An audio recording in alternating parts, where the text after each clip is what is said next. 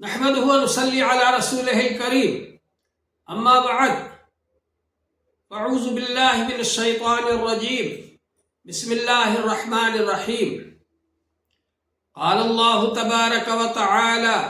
في القرآن المجيد والفرقان الحميد رب هب لي من الصالحين فبشرناه بغلام حليم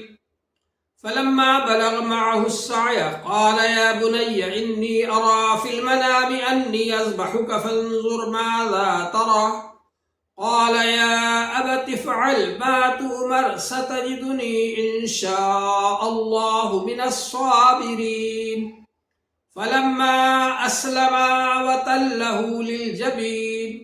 وناديناه أن يا إبراهيم قد صدقت الرؤيا إنا كذلك نجزي المحسنين۔ محترم حضرات، اللہ جل شانہ کا بڑا احسان ہے اور اس کا کرم ہے کہ اس نے ہم لوگوں کو یہ عشرہ ذی الحجہ عطا فرمایا ہے۔ یہ بڑا مبارک عشرہ ہے۔ سال بھر میں نیک اعمال سب سے زیادہ اسی میں محبوب ہے اللہ تعالیٰ کو،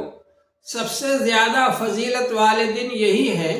لہذا ان دنوں میں زیادہ سے زیادہ نیک کام ہمیں کرنا چاہیے۔ اس عشرے میں اللہ تبارک و تعالی نے نیکیوں کا اجر و ثواب 700 درجے تک بڑھا دیا ہے۔ حضور پاک صلی اللہ علیہ وآلہ وسلم نے ارشاد فرمایا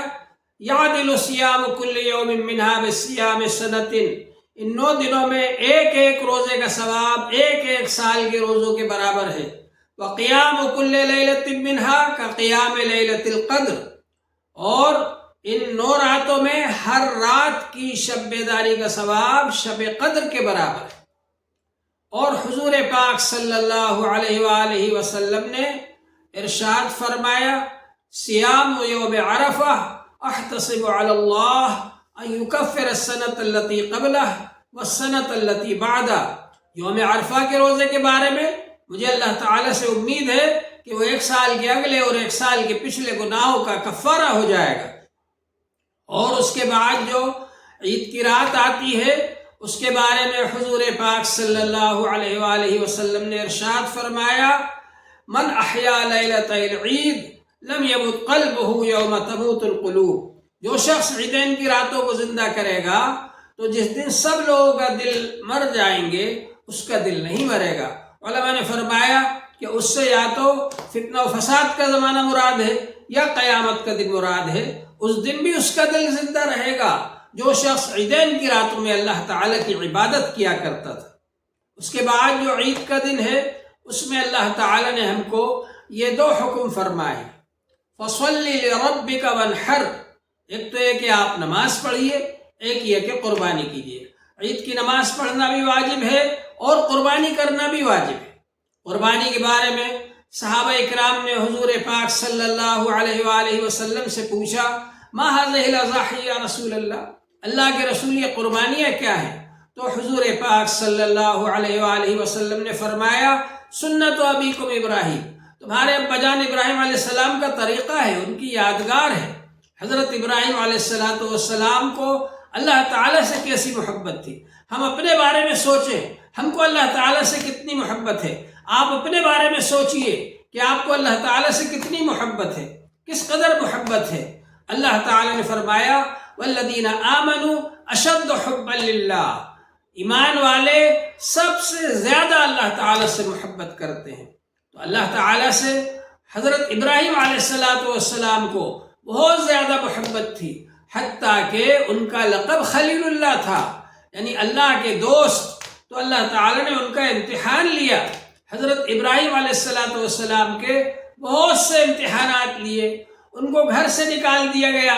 توحید کی وجہ سے، ایمان کی وجہ سے، ان کو قوم نے بھی نکال دیا، وطن سے بھی نکال دیا، اور بادشاہ نے ان کو آگ میں ڈال دیا اس وجہ سے کہ وہ ایمان کی دعوت دیتے تھے۔ یہ سب امتحانات سے گزرے حضرت ابراہیم علیہ السلام، اور بڑی دعاؤں کے بعد، بڑی تمناؤں کے بعد ایک بچہ پیدا ہوا جس کے لیے بڑی دعائیں کی تھی، رب ہب لی من الصالحین، اے میرے پروردگار مجھے ایک نیک وارث عطا فرما دیجئے، نیک بچہ عطا فرما دیجئے۔ اللہ تعالیٰ نے خوشخبری سنائی، فبشرناہ بغلام حلیم، ہم نے ایک بردبار بچہ دینے کی آپ کو خوشخبری سنائی، برداشت کرنے والا بچہ ہوگا، بردبار بچہ ہوگا۔ حضرت ابراہیم علیہ السلام کو اللہ تعالیٰ نے اسماعیل علیہ السلام جیسا بچہ عطا فرمایا، لیکن اللہ تعالیٰ کی طرف سے حکم ہوتا ہے کہ بچے کو اور ان کی ماں کو لے جا کر جنگل میں چھوڑ کر کے آؤ۔ تو حضرت اسماعیل علیہ السلام کو اور ان کی والدہ حضرت ہاجرہ رضی اللہ عنہ کو حضرت ابراہیم علیہ السلام لے کر کے چلے اور مکہ شریف آ گئے اور خانہ کعبہ کے پاس لا کر ان کو چھوڑ دیا۔ اور جب جانے لگے تو حضرت ہاجرہ نے پوچھا، ارے اس معصوم بچے کو اور ہم کو چھوڑ کر کہاں جا رہے ہو؟ کوئی جواب نہیں دیا۔ پھر حضرت ہاجرہ نے ہی سوچا کہ یہ اللہ کے نبی ہیں اور اللہ کے حکم کے بغیر کچھ نہیں کر سکتے، تو انہوں نے پوچھا کیا اللہ کے حکم سے چھوڑ کر جا رہے ہو؟ تو ابراہیم علیہ السلام نے کہا کہ ہاں۔ تو اس کے بعد ان کو یقین ہو گیا کہ ایسا ایمان تھا حضرت ہاجرہ رضی اللہ عنہ کا۔ انہوں نے کہا کہ اچھا اگر اللہ کے حکم سے چھوڑ کر جا رہے ہو تو جاؤ، اللہ تعالیٰ خود ہماری حفاظت کرے گا، اللہ تعالیٰ خود ہمارے رزق کا انتظام کرے گا، اللہ تبارک و تعالیٰ کے سپرد کر کے جا رہے ہو تو کوئی بات نہیں، چلے جاؤ۔ آپ سوچئے اس باپ کا کیا حال ہو رہا ہوگا، اس باپ کے دل پر کیا گزر رہی ہوگی جس نے اپنے معصوم بچے کو اور اپنی بیوی کو، جو کہ پردہ نشین بیوی ہیں، جو کہ کسی سے تعلقات نہیں جانتی اور وہاں کوئی ہے بھی نہیں جنگل کے اندر، بالکل ایسی جگہ ہے، بے آب و گیا جگہ ہے، غیر آباد جگہ ہے، ویران جگہ ہے، بیابان جنگل ہے، ایسی جگہ پر اپنی بیوی کو اور اپنے معصوم بچے کو چھوڑا ہو، اس کے دل پر کیا گزر رہی ہوگی۔ لہٰذا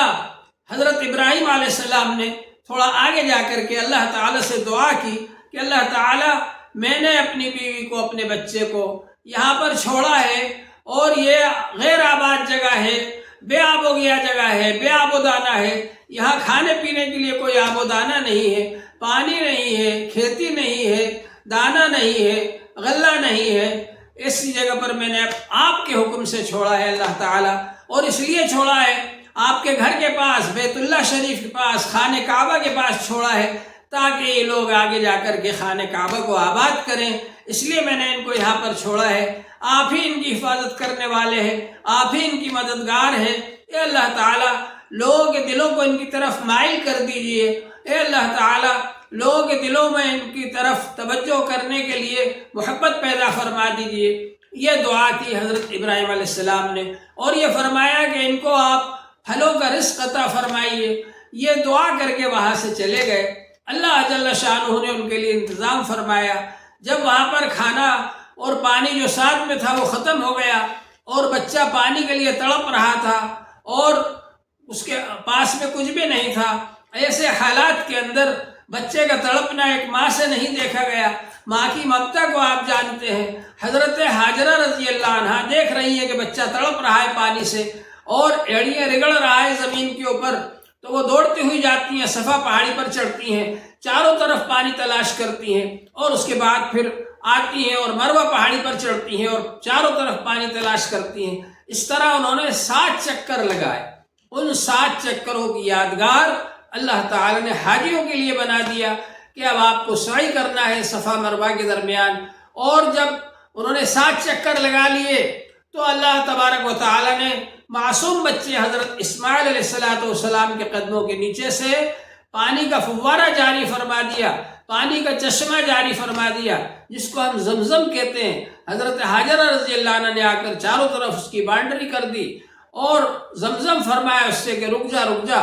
آج وہ زمزم کا پانی سائنسداں کہتے ہیں دنیا میں سب سے اچھا پانی ہے، سب سے بہتر پانی ہے۔ حضور پاک صلی اللہ علیہ وسلم نے تو بہت پہلے فرمایا کہ ماء زمزم لما شرب لہ، جس مقصد کے لیے زمزم شریف کا پانی پیا جائے گا اس میں کامیابی ہوگی۔ اور پھر اس کے بعد میں جب حضرت ابراہیم علیہ السلام تشریف لائے اور حضرت ابراہیم علیہ السلام کو اللہ تعالیٰ نے ایک خواب دکھایا کہ میں اپنے بیٹے کو ذبح کر رہا ہوں۔ جب حضرت اسماعیل علیہ السلام 9 سال کے ہو گئے، چلنے پھرنے دوڑ دھوپ کے قابل ہو گئے، باپ کا سہارا بننے کے قابل ہو گئے، تو اس وقت ان کو یہ خواب دکھایا اللہ تعالیٰ نے۔ حضرت ابراہیم علیہ السلام نے اپنے بیٹے سے کہا کہ بیٹا میں خواب دیکھ رہا ہوں کہ میں تم کو ذبح کر رہا ہوں، بتاؤ تمہاری کیا رائے ہے؟ تو بیٹے بھی آخر حضرت اسماعیل علیہ السلام بھی حضرت ابراہیم علیہ السلام کے بیٹے تھے، لہٰذا انہوں نے کہا یا ابت افعل ما تؤمر ستجدنی انشاء اللہ من الصابرین، اے ابا جان آپ کو جو حکم دیا جا رہا ہے آپ اس کو کر گزریے، انشاءاللہ آپ مجھ کو صبر کرنے والوں میں سے پائیں گے۔ حضرت اسماعیل علیہ السلام نے یہ کہا اور پھر وہ ان کو لے کر کے گئے اور مینا میں لے جا کر کے لٹا دیا۔ اسماعیل علیہ السلام کہتے ہیں ابا جان آپ اپنی آنکھوں پر پٹی باندھ لیجیے، ابا جان آپ میرا کرتا اتار دیجیے، کہیں ایسا نہ ہو کہ خون کے چھینٹے کرتے پر آ جائیں اور آپ اللہ کا حکم پورا نہ کر سکیں، اور کہیں ایسا نہ ہو کہ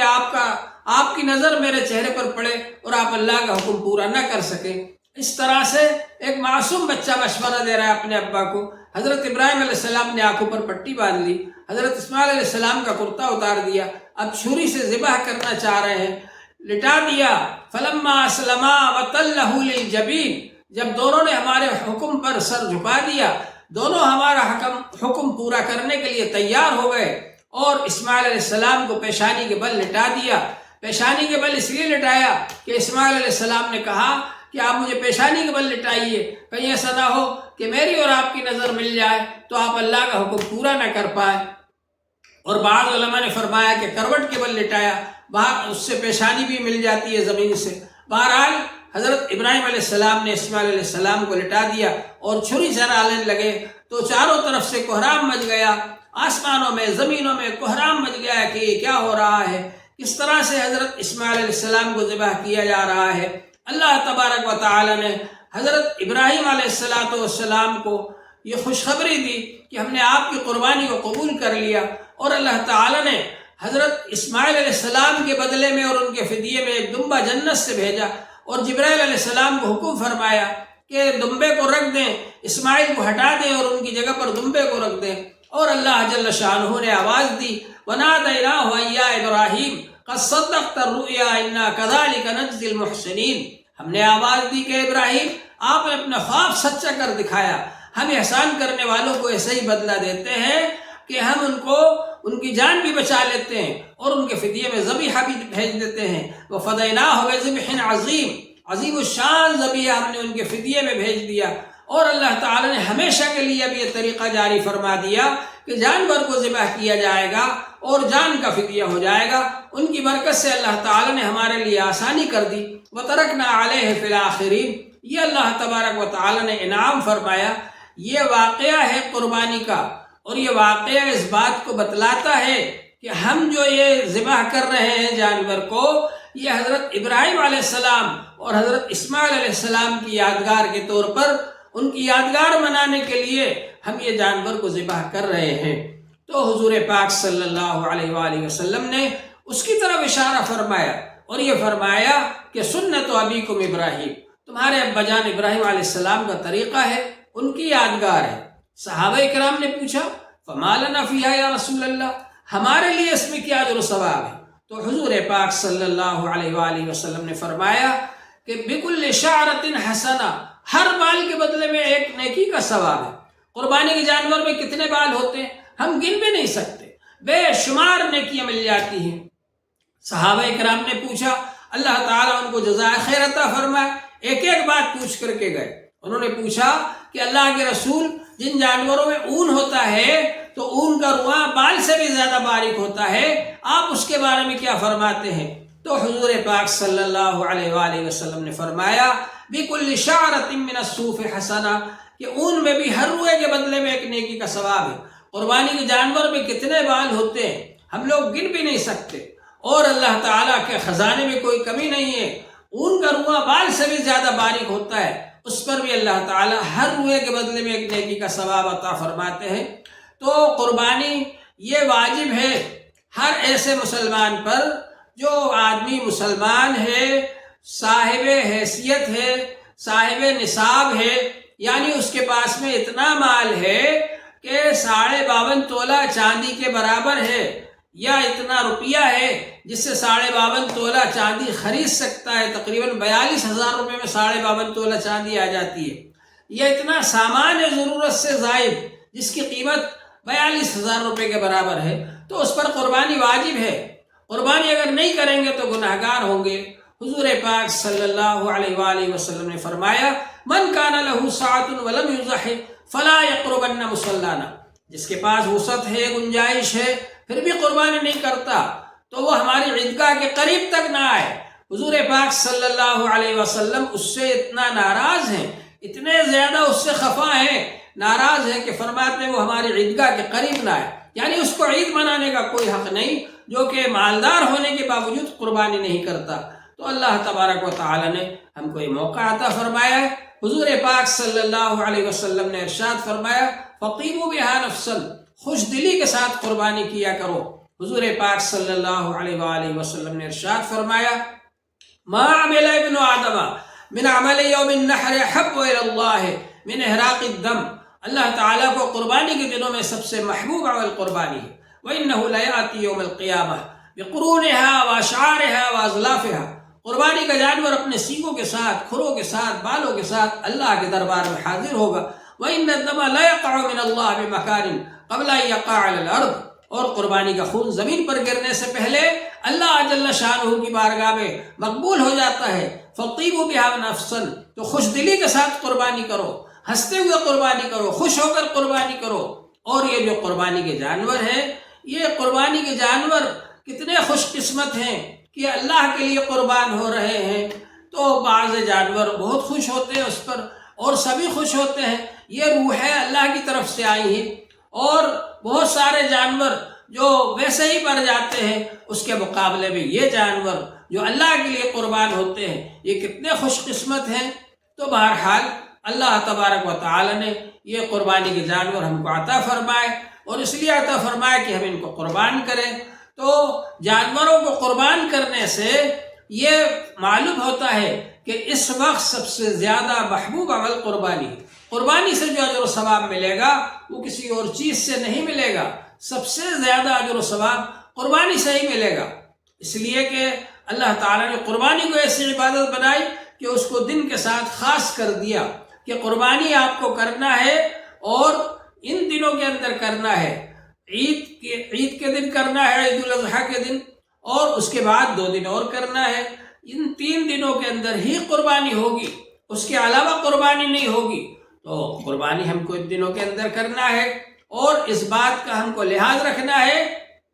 کہ ہم صحیح طریقے پر قربانی کریں۔ بعض لوگ ایسا کرتے ہیں کہ اس سال اس کی طرف سے قربانی کر دی، دوسرے سال دوسرے کی طرف سے کر دی، تیسرے سال تیسرے کی طرف سے کر دی۔ یہ طریقہ نہیں ہے قربانی کا۔ جس پر قربانی واجب ہے اس کی طرف سے کرنا ضروری ہے۔ اگر گھر میں ایک ہی آدمی ایسا ہے جس کے پاس میں پورے گھر کا حساب کتاب ہے، سب لوگ مال کما کر کے اپنے والد کو دیتے ہیں، یا اپنے دادا کو دیتے ہیں، یا بڑے بھائی کو دیتے ہیں، اور باقی سب کا خرچ وہی برداشت کرتے ہیں، وہی مال کو خرچ کرتے ہیں، وہی سب کا حساب کتاب رکھتے ہیں، تو ان کی طرف سے قربانی ضروری ہے۔ اور اگر گھر میں سب لوگ ایسے ہیں جو مالدار ہیں، سب کے پاس بینک بیلنس ہے، سب کے پاس 42,000 روپیہ ہے یا اس سے زیادہ کا مال ہے، تو ہر ایک پر الگ الگ قربانی واجب ہوگی، ہر ایک کی طرف سے کرنا پڑے گی الگ الگ قربانی، یا حصے میں شریک ہو جائے۔ اور اسی طرح سے اس بات کا لحاظ رکھا جائے کہ والدین کی طرف سے جو قربانی آپ کر رہے ہیں، اگر والدین خود مالدار ہیں تب تو ان پر قربانی واجب ہے، اور اگر مالدار نہیں ہے، غریب ہے، تو اپنا آپ کے اوپر قربانی اگر واجب ہے، اپنا واجب ادا کرنے کے بعد اگر آپ اپنے والد کی طرف سے بھی قربانی کر رہے ہیں جو ان کی طرف سے نفل ہے، یا والدہ کی طرف سے کر رہے ہیں ان پر اگر واجب نہ ہو تو ان کی طرف سے نفل ہے، تو یہ نفل قربانی آپ کر سکتے ہیں اپنا واجب ادا کرنے کے بعد، جبکہ وہ یہ کہیں کہ ہماری طرف سے کرو، یا آپ تبرع کے طور پر ان کی طرف سے کر رہے ہیں نفلی قربانی تو کر سکتے ہیں۔ تو یہ بھی ایک طریقہ ہے۔ اور جو مرحومین ہیں، مرحومین کی طرف سے بھی آپ قربانی کر سکتے ہیں۔ حضور پاک صلی اللہ علیہ وسلم کی طرف سے بھی آپ قربانی کیجئے۔ حضور پاک صلی اللہ علیہ وسلم نے اپنی امت کی طرف سے قربانی کی، کتنا احسان فرمایا۔ آپ نے یہ فرمایا کہ یہ میری طرف سے ہے، اور میری امت میں جس نے قربانی نہیں کی اس کی طرف سے، تو حضور پاک صلی اللہ علیہ وآلہ وسلم کی طرف سے بھی ہم نفلی قربانی کر سکتے ہیں۔ حضرت علی رضی اللہ تعالی عنہ حضور پاک صلی اللہ علیہ وآلہ وسلم کی طرف سے نفلی قربانی کرتے تھے، ہم کو حضور پاک صلی اللہ علیہ وآلہ وسلم کی طرف سے بھی نفلی قربانی کرنا چاہیے، اور اپنے والدین مرحومین کی طرف سے یا مرحوم رشتہ داروں کی طرف سے اگر ہم نفلی قربانی کرنا چاہیں تو ان کو بھی اجر و ثواب ملے گا، اور اچھا یہ ہے کہ ہم ان کی طرف سے بھی نفلی قربانی کریں، لیکن اس بات کو یاد رکھیں کہ اپنا واجب ادا کرنے کے بعد پھر نفل قربانی دوسرے کی طرف سے کرنا ہے۔ اور ایک بات اس بات کو بھی یاد رکھیں آپ کہ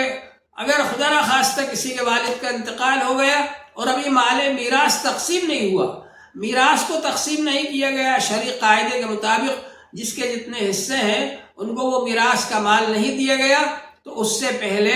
نفلی قربانی آپ اپنی طرف سے، اپنے مال میں سے، اپنے والد کی طرف سے کر سکتے ہیں، لیکن مشترکہ مال میں سے جو مال وہ چھوڑ کر گئے ہیں اس میں سے